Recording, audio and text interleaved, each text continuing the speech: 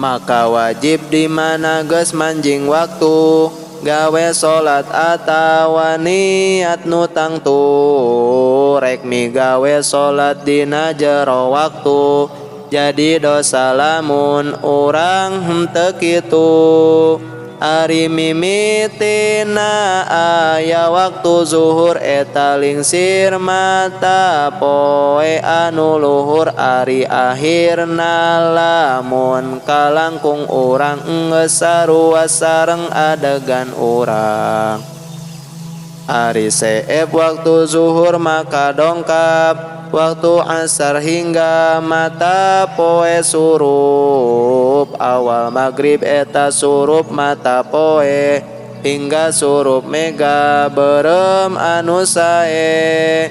Seep maghrib dongkap deui waktu isya hingga surup mega berem nu biasa seep isya dongkap deui waktu subuh hingga bijil mata poe anu teguh. Haram salat dina jero 5 waktu lamun henteu aya sebab anu tangtu. Hiji waktu mata poe keur bijilna sahingga sakadar satumbak luhurna.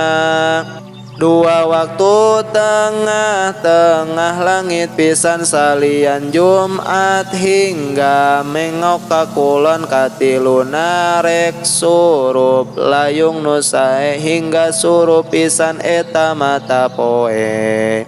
4 ba'da salat subuh kalimana ba'da salat asar eta sampurnana.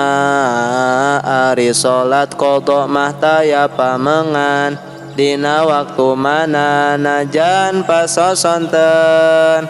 4 ba'da salat subuh kalimana ba'da salat asar eta sampurnana. Ari salat qadha mata ya pamengan dina waktu mana najan pasosonten.